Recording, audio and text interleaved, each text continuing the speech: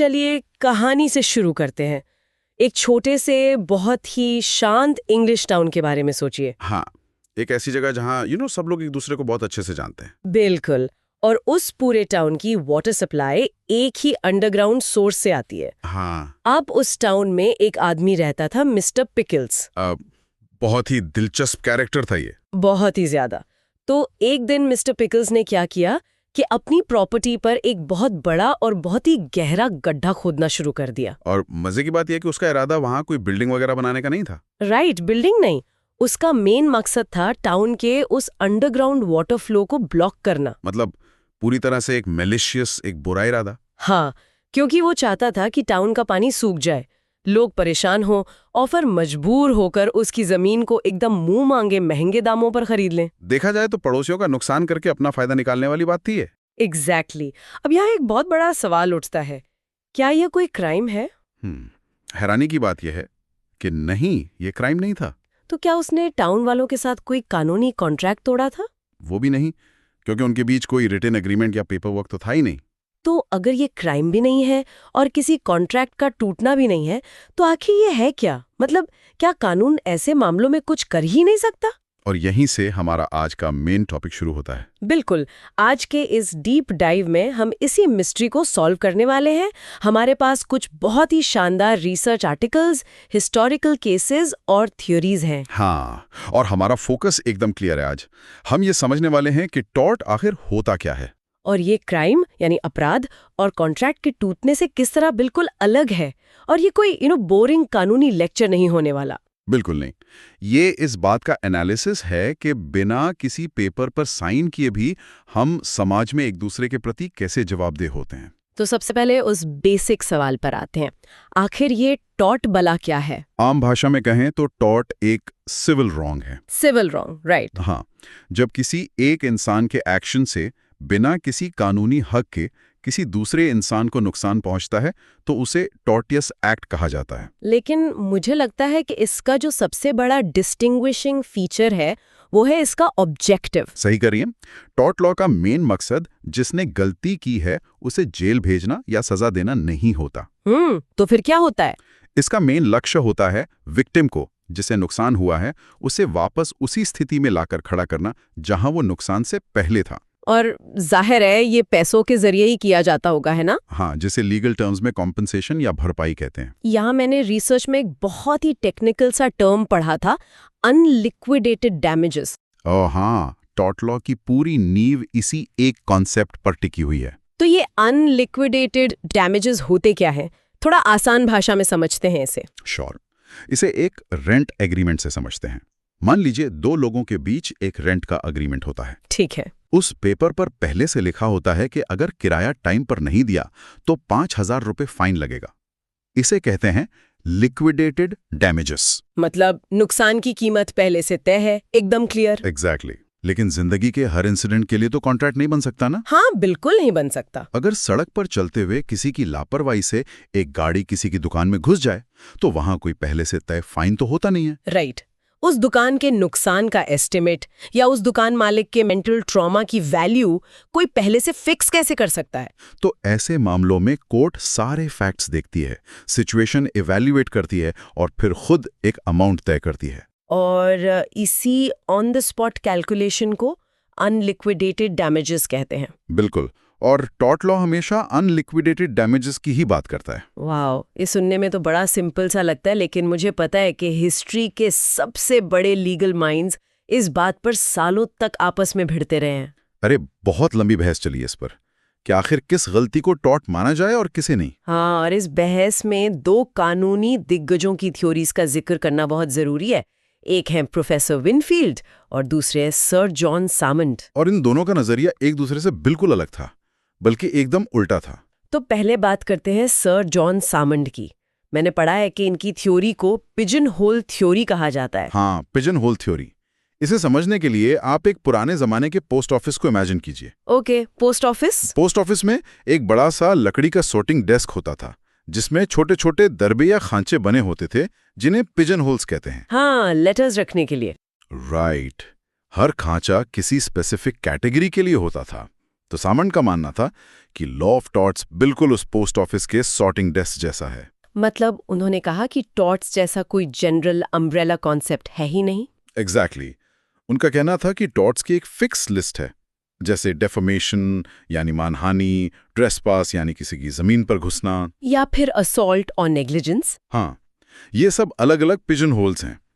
अगर कोई इंसान कोर्ट में आकर कहता है कि मेरे साथ गलत हुआ है, तो जज उस सॉर्टिंग डेस्क की तरफ देखेगा। अगर वो गलती डेफमेशन के खांचे में फिट बैठती है तो ठीक, ट्रेसपास में फिट होती है तो भी ठीक। लेकिन क्या हो अगर कोई ऐसी नई तरह की परेशानी आए जो पहले कभी हुई ही ना हो? अगर गलती किसी भी पिजन होल में फिट ना बैठे तो? सामंत का जवाब बड़ा सख्त था।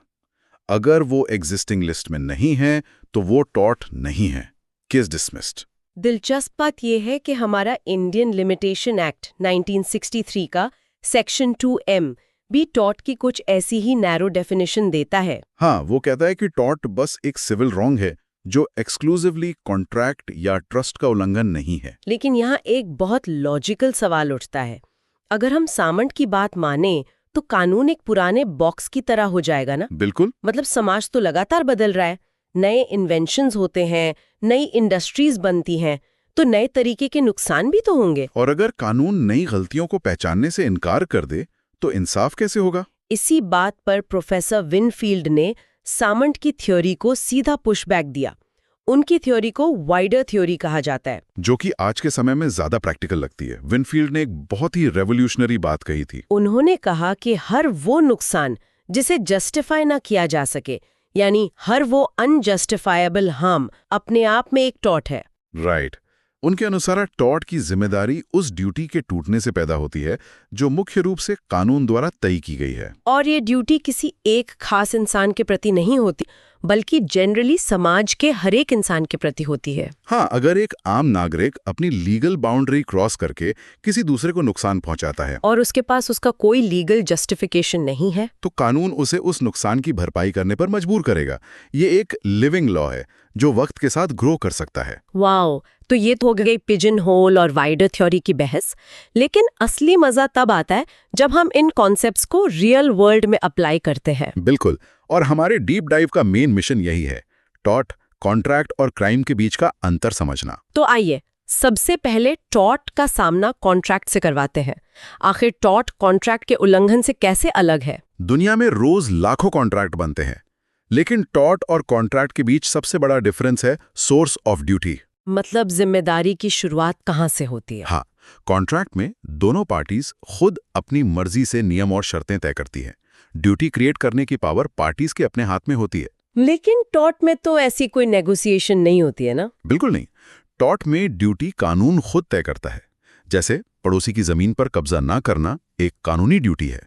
इसके लिए पड़ोसियों के बीच किसी अग्रीमेंट की जरूरत थोड़ी है। राइट। दूसरा बड़ा अंतर है अधिकारों की प्रकृति, यानी नेचर ऑफ राइट। ये थोड़ा टेक्निकल है, लेकिन समझना बहुत जरूरी है। कॉन्ट्रैक्ट लॉ हमें जो अधिकार देता है उसे लीगल भाषा में राइट इन पर्सोनम कहते हैं। राइट इन पर्सोनम मतलब ऐसा अधिकार जो सिर्फ उस स्पेसिफिक व्यक्ति के खिलाफ होता है जिसने कॉन्ट्रैक्ट किया है। एग्जैक्टली। इसे प्रिविटी ऑफ कॉन्ट्रैक्ट भी कहते हैं। अगर ए और बी ने कोई कॉन्ट्रैक्ट किया है तो सिर्फ वही एक दूसरे पर केस कर सकते हैं। कोई अजनबी सी आके बीच में केस नहीं कर सकता। हाँ, लेकिन टॉर्ट हमें देता है राइट इन रेम, यानी पूरी दुनिया के खिलाफ अधिकार। बिल्कुल।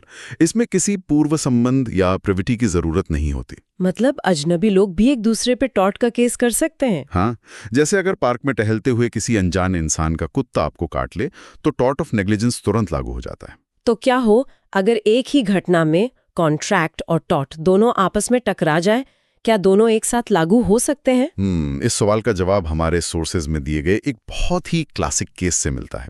व्हाइट बनाम जॉन वॉरिक एंड कंपनी। ओह, वो ट्राइसिकल वाला केस। उसकी कहानी तो सच में सुनने लायक है। तो हुआ ये कि एक आदमी ने न्यूज़पेपर बांटने के लिए जॉन वॉरिक एंड कंपनी से एक ट्राइसिकल किराए पर ली। अब किराए पर लेना तो सीधा सीधा एक कॉन्ट्रैक्ट है। राइट।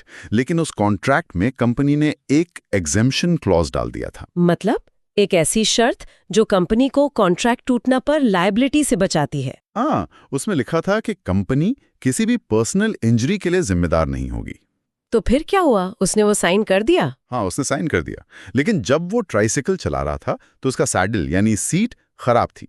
डरावना लग रहा है सुन के। हाँ, सैडल फ्लिप हो गया, वो गिर पड़ा और उसे काफी चोटें आईं। तो उसने कंपनी पर केस कर दिया। लेकिन कंपनी ने तो पक्का वो कॉन्ट्रैक्ट वाला क्लॉज दिखा दिया होगा कोर्ट में। बिल्कुल, उन्होंने कहा कि देखिए कॉन्ट्रैक्ट के हिसाब से हम जिम्मेदार नहीं हैं। तो क्या वो केस हार गया? यही तो ट्विस्ट है। कोर्ट ने कहा कि ठीक है, कॉन्ट्रैक्ट के उल्लंघन से कंपनी बच सकती है, लेकिन उन पर टॉर्ट ऑफ नेग्लिजेंस के तहत तो मुकदमा चलाया जा सकता है। एग्जैक्टली। कोर्ट ने कहा कि एक सुरक्षित मशीन देना उनकी ड्यूटी ऑफ केयर थी, जो कानून ने तय की है। वाओ, ये कॉन्ट्रैक्ट से बिल्कुल अलग है। मतलब गलती एक ही थी, लेकिन कानूनी नजरिए दो हो गए। हाँ, एग्जेम्पशन क्लॉज कॉन्ट्रैक्ट को प्रोटेक्ट कर सकता था, पर टॉर्ट की लायबिलिटी को नहीं। इसे तो हम एक मॉडर्न एग्जाम्पल से भी समझ सकते हैं। कैसे? जैसे अगर कोई डॉक्टर मरीज का गलत इलाज करता है, तो उसने सिर्फ इलाज करने का कॉन्ट्रैक्ट ही नहीं तोड़ा, बल्कि एक इंसान के जीवन के प्रति जो ड्यूटी ऑफ केयर कानून ने तय की है, उसका भी उल्लंघन किया है। बहुत ही सटीक एनालॉजी है ये। कॉन्ट्रैक्ट की बाउंड्री वहां खत्म हो जाती है जहां बेसिक ह्यूमन सेफ्टी शुरू होती है। तो ये तो था टॉर्ट वर्सेस कॉन्ट्रैक्ट। अब थोड़ा गियर शिफ्ट करते हैं और देखते हैं टॉर्ट वर्सेस क्राइम। ये बहुत ही क्रिटिकल डिफरेंस है। टॉर्ट एक निजी गलती है, प्राइवेट रॉन्ग है। मतलब इसका असर सिर्फ उस व्यक्ति पर पड़ता है जिसकी सिविल राइट्स का हनन हुआ है। राइट। वहीं दूसरी तरफ क्राइम को एक सार्वजनिक गलती यानी पब्लिक रॉन्ग माना जाता है। हाँ, जैसे मर्डर या चोरी, इसे पूरे समाज या राज्य के खिलाफ माना जाता है। इसी वजह से पार्टीज और उनके उद्देश्य भी बदल जाते हैं। टॉर्ट में वादी और प्रतिवादी होते हैं और मेन गोल होता है नुकसान की भरपाई।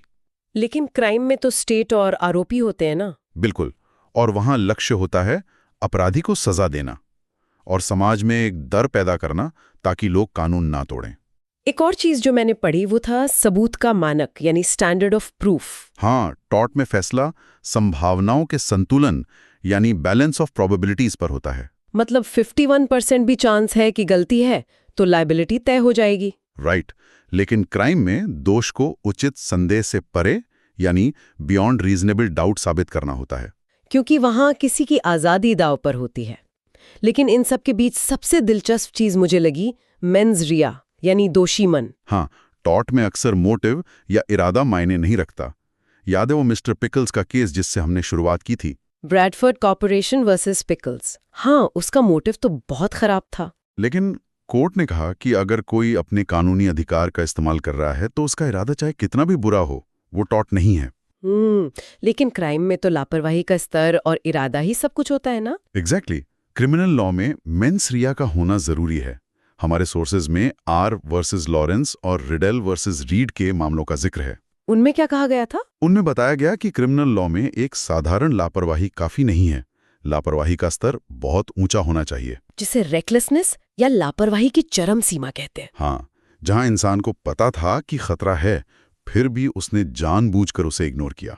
ये सोचना कितना हैरान करने वाला है कि लापरवाही दोनों जगह मौजूद है। बिल्कुल। मतलब अगर कोई सड़क पर थोड़ा बेधड़क गाड़ी चलाता है और किसी की बाड़ तोड़ देता है तो वो टॉर्ट है, उसे डैमेजेस देने होंगे। राइट। लेकिन अगर वो इतनी अंधाधुंध गाड़ी चलाता है कि लोगों की जान खतरे में आ जाए तो वही एक्ट क्राइम बन जाता है। लकीर बहुत बारीक है और ये इस बात पर निर्भर करती है कि लापरवाही का स्तर क्या है। सच में, एक कोर्ट आपसे पैसे लेगी और दूसरी आपकी आज़ादी। बिल्कुल सही समराइज किया आपने। तो इस पूरे डीप डाइव को अगर हम समेटें तो हमने देखा कि टॉर्ट कानूनी दुनिया का वो हिस्सा है जो बिना किसी एग्रीमेंट के हमें एक दूसरे के प्रति जिम्मेदार बनाता है। हाँ, ये कॉन्ट्रैक्ट की तरह लिमिटेड नहीं है और क्राइम की तरह सजा पर फोकस नहीं करता। ये बस नुकसान की भरपाई और समाज में एक संतुलन बनाए रखने का तरीका है। एकदम सही। लेकिन इस चर्चा को खत्म करने से पहले एक विचार है जो मुझे बहुत सोचने पर मजबूर कर रहा है। क्या है वो? याद है विनफील्ड ने कहा था कि कोई भी अनुचित नुकसान यानी अनजस्टिफाइबल हार्म टॉर्ट हो सकता है। हाँ, वाइडर थ्योरी। तो आज के इस डिजिटल युग में सोचिए, जहां साइबर बुलिंग, डेटा प्राइवेसी का उल्लंघन या एआई से डीप फेक जैसी नई चुनौतियां सामने आ रही हैं। टॉर्ट का ये लचीलापन ही भविष्य में हमारे अधिकारों की रक्षा करने का सबसे बड़ा हथियार नहीं बनेगा? ये बहुत ही पावरफुल थॉट है, क्योंकि पुराने पिजन होल्स में तो इन नए डिजिटल डैमेजेस के लिए कोई जगह ही है ही नहीं। बिल्कुल, जब क्रिमिनल लॉ और कॉन्ट्रैक्ट्स इन नई तकनीकों के सामने छोटे पड़ जाएंगे तब टॉर्ट की वही अनरिटन ड्यूटी ऑफ केयर हमारी सेफ्टी नेट बन सकती है। और शायद इसीलिए विनफील्ड का विजन आज के टाइम में सबसे ज्यादा रेलेवेंट है। हाँ, तो ये एक ऐसा सवाल है जिस पर हम सबको गहराई से सोचने की जरूरत है। क्या आज की इस टेक दुनिया में भी हम सब बिना किसी एग्रीमेंट के एक दूसरे के प्रति जवाबदेह हैं? मुझे तो लगता है बिल्कुल है। तो बस इसी सोच के साथ हम आज का ये डीप डाइव यहीं खत्म करते हैं। समाज और कानून को इस नए नजरिए से देखते रहिए।